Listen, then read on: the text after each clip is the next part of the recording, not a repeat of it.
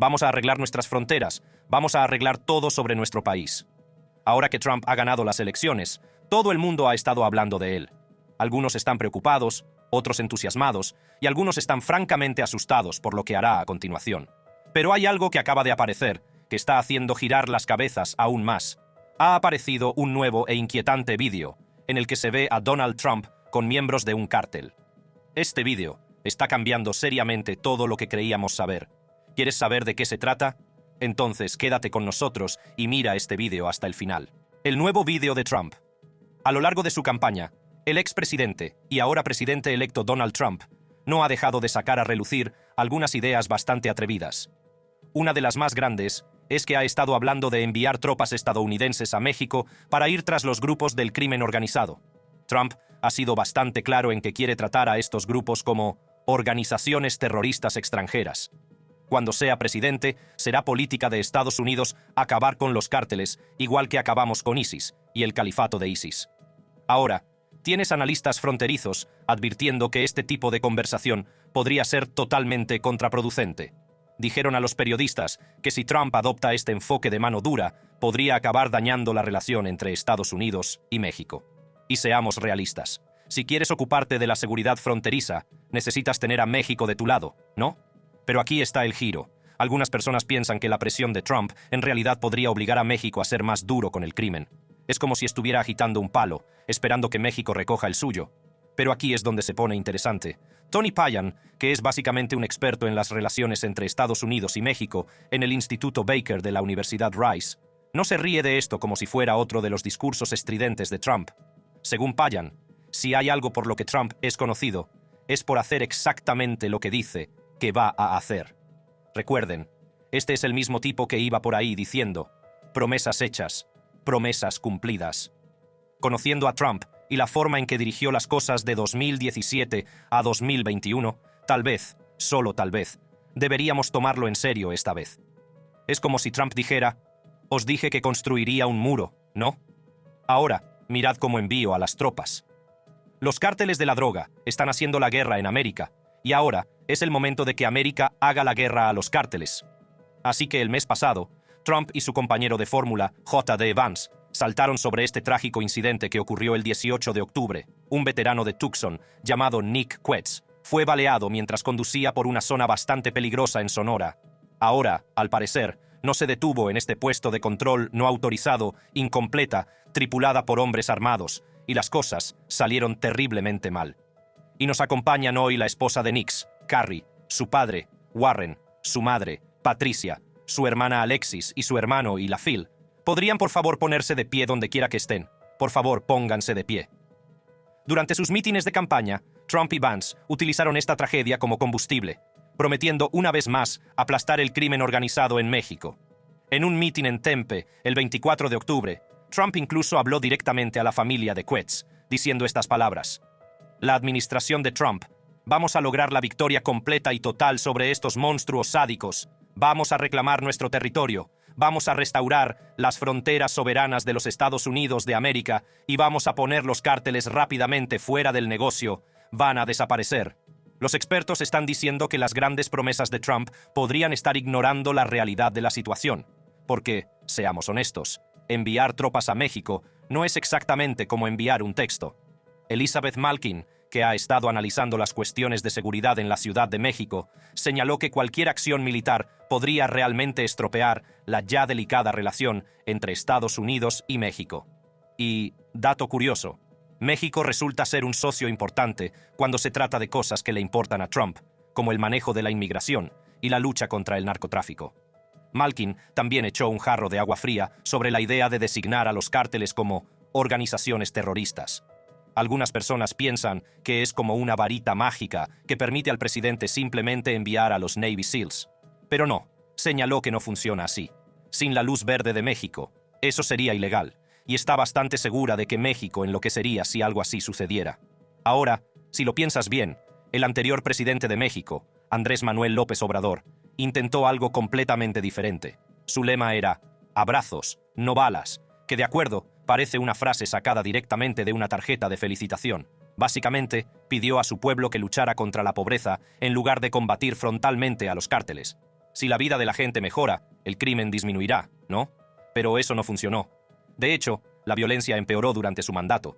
Según datos de seguridad mexicanos, murieron más personas que en cualquier otro sexenio.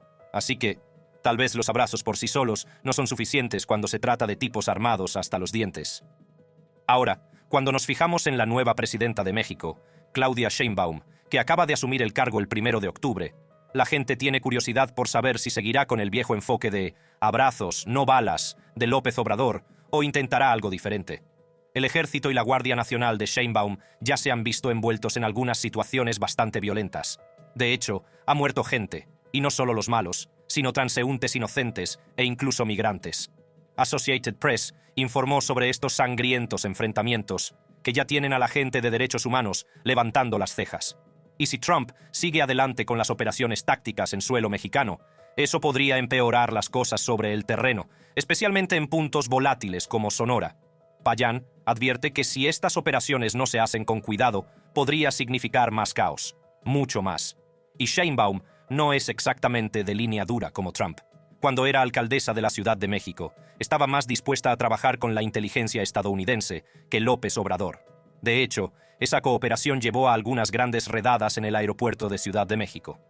Elizabeth Malkin cree que el enfoque de ruido de sables de Trump podría no ser la medida más inteligente si quiere que Sheinbaum se sume a una colaboración seria.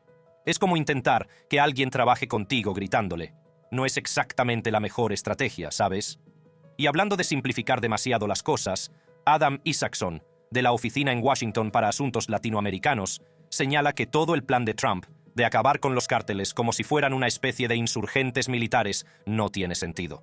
Los cárteles no solo se esconden en alguna selva remota, están mezclados en la vida cotidiana de México, en la policía, los tribunales, incluso la economía local.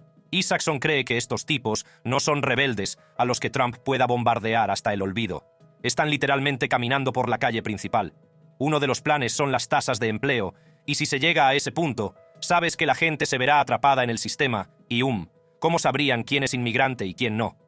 Lo mismo puede decirse de los miembros del cártel. ¿Cómo sabrá Trump quién pertenece al cártel y quién no? No olvidemos el lío que armó Estados Unidos a principios de este año. En julio, las fuerzas estadounidenses capturaron al cofundador del cártel de Sinaloa, Ismael El Mayo Zambada, y básicamente lo sacaron de México sin la autorización del gobierno mexicano. ¿Y adivina qué? Sinaloa estalló en violencia. Cientos de personas han muerto desde entonces, todo porque los Estados Unidos decidieron ir por libre. Isaacson cree que este fue un mensaje no tan sutil de los EEUU, que están frustrados con México no hacer lo suficiente, pero está claro que ha empeorado mucho las cosas. Cuando vuelva a estar en la Casa Blanca, los capos de la droga y los viciosos traficantes no volverán a dormir tranquilos. Lo hicimos una vez, y lo hicimos mejor que nadie. Y aquí es donde Trump podría estar perdiendo el bosque por los árboles. Los expertos dicen que está entusiasmado con la idea de acabar con los cárteles en México, pero ¿qué hay de arreglar las cosas en este lado de la frontera? Por ejemplo, quizás la demanda de drogas de los estadounidenses, especialmente de fentanilo, es una gran parte del problema, o el hecho de que Estados Unidos ni siquiera pueda escanear la mayoría de los vehículos que pasan por los puestos de control fronterizos por los que se introducen estas drogas. Y no olvidemos el gran problema de las armas. Entre el 70% y el 90% de las armas de fuego que se encuentran en México proceden de EEUU. Es bastante difícil luchar contra el crimen cuando los malos están mejor armados, gracias a las armas de contrabando de tu propio patio trasero. El fentanilo, la heroína, la metanfetamina y otras drogas letales se están vertiendo a través de nuestra frontera abierta, robando cientos de miles de hermosas vidas estadounidenses, y está sucediendo como nunca antes en nuestra historia. Los niños se están quedando sin padres, las familias están siendo destrozadas y las comunidades están siendo diezmadas. Aparte de todo esto, los defensores del ahora, cuando nos fijamos en la nueva presidenta de México, Claudia Sheinbaum, que acaba de asumir el cargo el 1 de octubre, la gente tiene curiosidad por saber si seguirá con el viejo enfoque de abrazos, no balas, de López Obrador, o intentará algo diferente. El Ejército y la Guardia Nacional de Sheinbaum ya se han visto envueltos en algunas situaciones bastante violentas. De hecho, ha muerto gente, y no solo los malos, sino transeúntes. Jeremy Slack, investigador fronterizo de la Universidad de Texas en El Paso, señaló que la situación ha empeorado tanto que ahora se observa una violencia similar a la de la guerra contra las drogas en torno a estas rutas de contrabando de personas. Antes, solo se trataba de colar gente por la frontera, pero ahora es una guerra territorial total.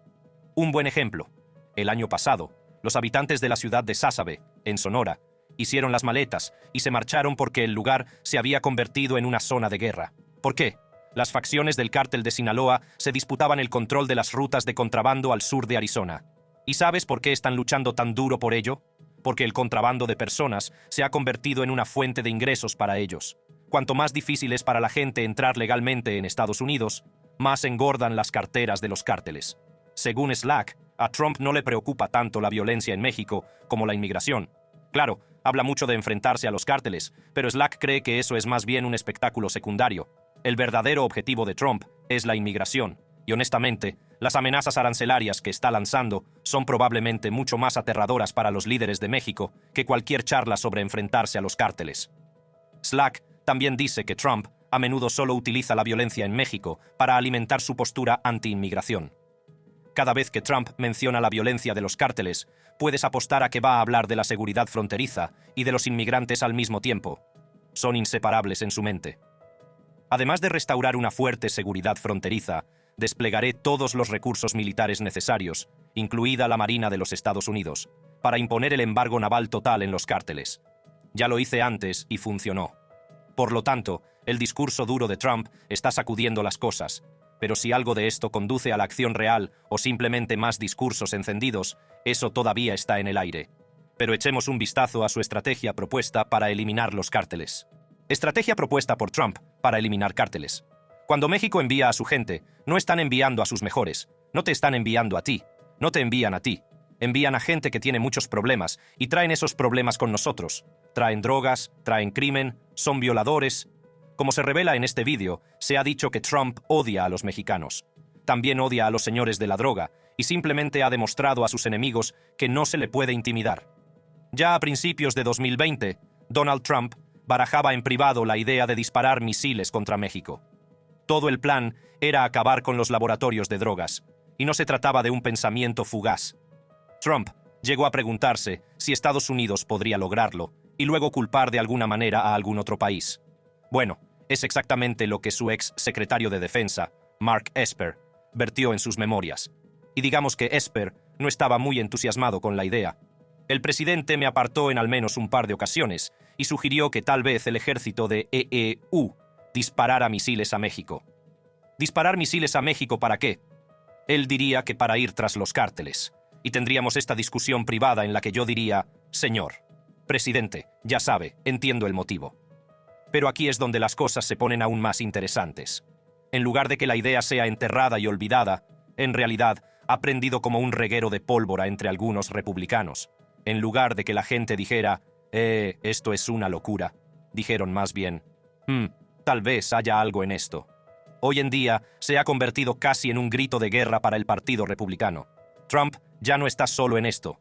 Ahora, casi todos los candidatos republicanos en campaña hablan de enviar tropas especiales estadounidenses a México, sin necesidad de permiso del gobierno mexicano, por cierto. Su misión es perseguir a los miembros de los cárteles, volar sus laboratorios y, básicamente, ponerse en plan película de acción a las puertas de México. ¿Y cuál es su motivo? Mark Esper explica que se tomaba muy en serio la lucha contra las drogas en Estados Unidos. Lo entiendo, todos lo entendemos. Por mucho que Trump desprecie a los capos de la droga, lanzar misiles contra México, según Mark, no está sobre la mesa porque rompería un montón de leyes internacionales, pero tuve que explicarle que no podemos hacer eso. Violaría el derecho internacional, sería terrible para nuestros vecinos del sur, nos afectaría de muchas maneras. Los republicanos del Capitolio hablan de enfrentarse a los cárteles mexicanos. Incluso están redactando una nueva ley que podría permitir el uso de la fuerza militar contra estos grupos. Es algo parecido a lo que el Congreso dio a George W. Bush antes de enviar tropas a Afganistán e Irak.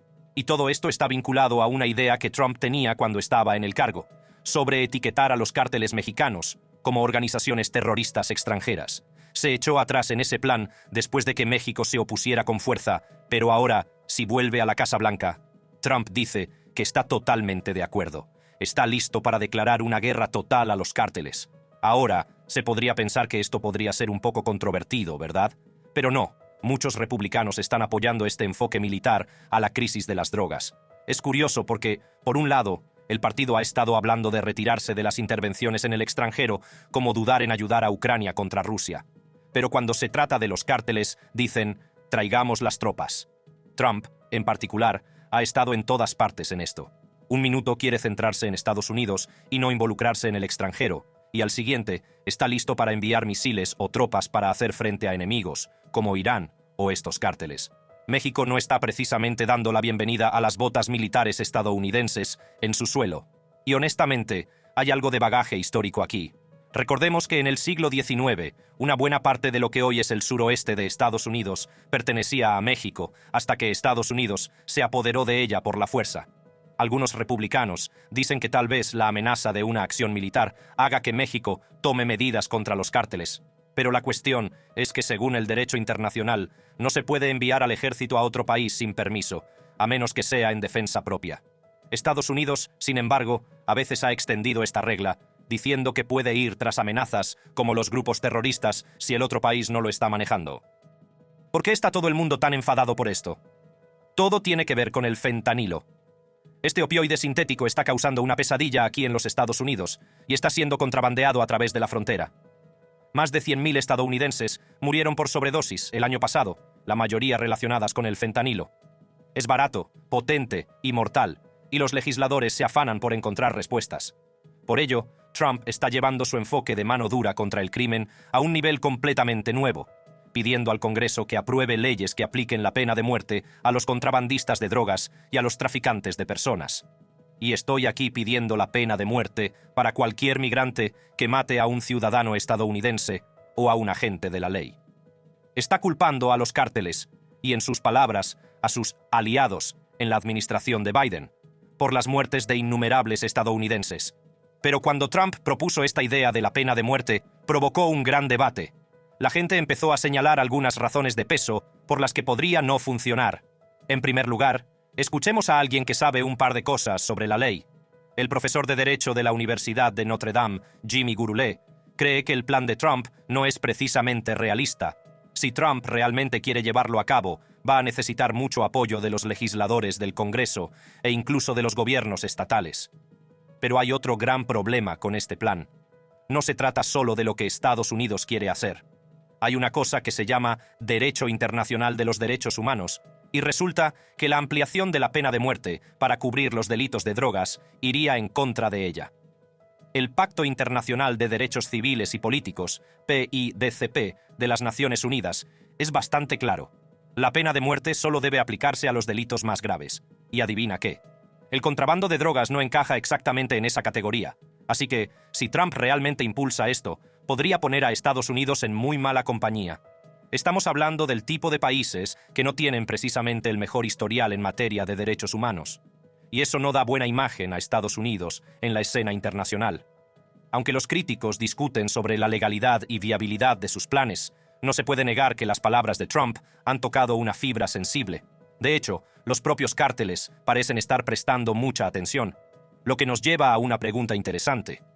¿Por qué estas poderosas organizaciones criminales parecen temer la idea del regreso de Trump? ¿Por qué los cárteles temen el regreso de Trump? Antes que nada, hablemos de los jefes de los cárteles en general. Tenemos que empezar con Pablo Escobar. Este tipo prácticamente inventó el cartel de la droga moderna. Nacido el 1 de diciembre de 1949, en Medellín, Colombia, no solo saltó en el tráfico de drogas de inmediato. Empezó con delitos menores y luego se abrió camino en el lucrativo mundo de la cocaína en la década de 1970. Y llegó al siguiente nivel.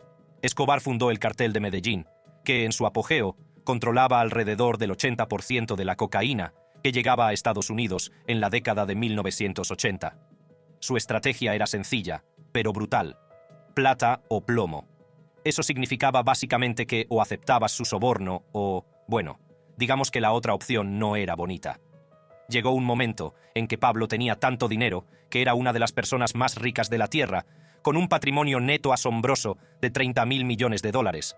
Pero por supuesto, todo lo bueno, o malo, tiene su fin. Estados Unidos no estaba muy contento con su negocio de cocaína, y el presidente Reagan se propuso acabar con él.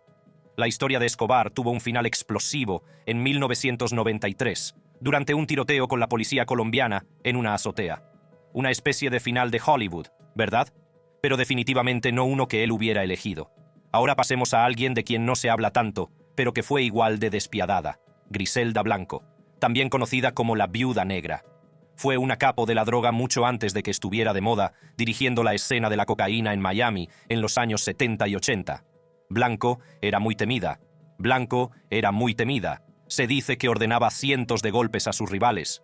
Pero incluso el reinado más aterrador llega a su fin. Fue arrestada en 1985 y tras cumplir su condena fue deportada a Colombia, donde encontró su final en 2012.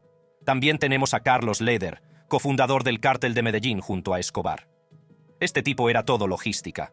Convirtió una pequeña isla de las Bahamas, Norman's Cay, en una autopista de la cocaína hacia Estados Unidos. Luego estaba Amado Carrillo Fuentes, conocido como el Señor de los Cielos, por utilizar una flota de aviones para transportar droga. Pero a Carrillo no le gustaba envejecer, así que intentó cambiar su rostro mediante cirugía plástica. Y murió en la mesa de operaciones. Pero incluso después de que el imperio de Escobar se desmoronara, el narcotráfico no desapareció exactamente. Entra Joaquín El Chapo Guzmán. Este tipo era el maestro de las técnicas furtivas de contrabando. Nacido el 4 de abril de 1957, El Chapo dirigía el cártel de Sinaloa y utilizaba desde túneles hasta submarinos para transportar su mercancía. Y hablando de escurridizo, se escapó de la cárcel 2 veces. La segunda vez, a través de un elaborado túnel excavado en su celda. Pero, como suele decirse, a la tercera va la vencida. Finalmente fue capturado y enviado a Estados Unidos en 2017, donde cumple cadena perpetua. Ahora, aquí es donde se pone salvaje. Se rumorea que el hijo de El Chapo llegó a amenazar con hacer daño a Trump tras fugarse de prisión hace unos años. Pero no son los únicos enemigos del cártel a los que Trump ha echado el ojo. En el siglo XXI está Nemesio Oseguera Cervantes, o El Mencho, que dirige el cártel Jalisco Nueva Generación, ZNG. Nacido en 1966, el cártel de El Mencho está considerado uno de los más despiadados y poderosos de México en la actualidad. A pesar de los numerosos intentos de las autoridades estadounidenses y mexicanas por atraparlo, ha conseguido mantenerse un paso por delante. Y no olvidemos al hermano de El Mencho, Antonio, que fue detenido en 2022. Su captura fue todo un acontecimiento y demostró hasta dónde están dispuestos a llegar ambos gobiernos para acabar con estos cárteles. Hablemos de cómo opera el cártel de Sinaloa. A diferencia de la típica organización con un gran jefe que mueve todos los hilos, este cártel funciona más como un grupo de células independientes. Piensa en ellos como mini equipos separados, cada uno manejando su propia parte de la operación: distribución, producción, logística. De este modo, si un equipo es atrapado, los demás siguen adelante. Esta estructura hacía casi imposible que las fuerzas del orden acabaran con todo el cártel, y aunque lo intentaran, nunca podrían conectar directamente todos los puntos con el jefe que dirige el cártel. Mientras las fuerzas del orden intentaban darles caza, el cártel les seguía la pista. Sí, no es broma. Estos tipos utilizaban todo tipo de artilugios de alta tecnología, teléfonos encriptados, drones y equipos de vigilancia. Es casi como si estuvieran jugando al gato y al ratón, excepto que el ratón tenía un libro de jugadas secreto. Y cuando se trataba de escondites, los jefes de los cárteles no corrían ningún riesgo. Tomemos como ejemplo al capo de la droga, El Mayo. Tenía toda una red de pisos francos, escondidos en algunas de las zonas más remotas de México. Es como intentar atrapar a un fantasma. Cuando las autoridades se acercaban, ya se había esfumado al siguiente lugar. No es de extrañar que consiguiera esquivar a la policía durante tantos años, hasta que en 2024 fue finalmente detenido. Seamos claros, lo que hizo El Mayo dista mucho de ser admirable, pero hay que reconocerle su mérito. Este tipo no era un capo ordinario. Era meticuloso. Cada parte de su operación, e incluso su vida personal, funcionaba como una máquina bien engrasada. El Mayo era astuto y sabía exactamente cómo adelantarse a los acontecimientos. Y luego está su círculo íntimo. Familia, amigos íntimos, secuaces leales. Este tipo se rodeaba de gente que nunca le traicionaría. Incluso sus hijos estaban muy involucrados en las operaciones del cártel. La lealtad era sólida como una roca. Por mucha presión que ejercieran las autoridades, ninguno de ellos estaba dispuesto a delatarle. Pero bueno, con las promesas de Trump de perseguir a estos tipos y tomar medidas enérgicas, y con la detención de El Mayo, no es de extrañar que los cárteles estén nerviosos ante un posible regreso de Trump. Justo un día antes del día de las elecciones, Trump sacó todas las paradas para encender a sus partidarios, y realmente sabía cómo llamar la atención. En un mitin en Carolina del Norte, amenazó directamente a México con un arancel del 25% si no impedía que los inmigrantes cruzaran la frontera. Trump estaba en racha, hablando de cómo Estados Unidos estaba siendo invadido por México, con criminales y drogas entrando a raudales, y su solución era imponer un arancel masivo a todo lo que México enviara a EU. Y si el 25% no funcionaba, dijo que lo doblaría al 50%, luego al 75%, y si eso seguía sin funcionar, estaba listo para subirlo al 100%. Ahora, todos los economistas estaban agitando sus manos como «Espera un minuto». Dijeron que esta idea arancelaria podría ser contraproducente, haciendo todo más caro para los estadounidenses. Quiero decir, estamos hablando de cosas cotidianas cada vez más caras. Pero Trump se mostró confiado. Dijo que su plan tenía un 100% de posibilidades de funcionar. Y hay que reconocérselo. Definitivamente, a Trump no le faltaba confianza. ¿Recuerdas en 2016 cuando prometió construir ese muro y hacer que México pagara la factura? Amo al pueblo mexicano y su espíritu, pero el país de México nos está matando, y México pagará por el muro. Bueno, eso no funcionó exactamente, pero ahí estaba otra vez, redoblando toda esa narrativa de la invasión. ¿Y adivina qué? A sus seguidores les seguía encantando oírlo. Sabía exactamente qué botones apretar para que la multitud le aclamara. Si te ha parecido interesante esta noticia, haz clic en cualquiera de las tarjetas de tu pantalla para ver más noticias de actualidad sobre el tema.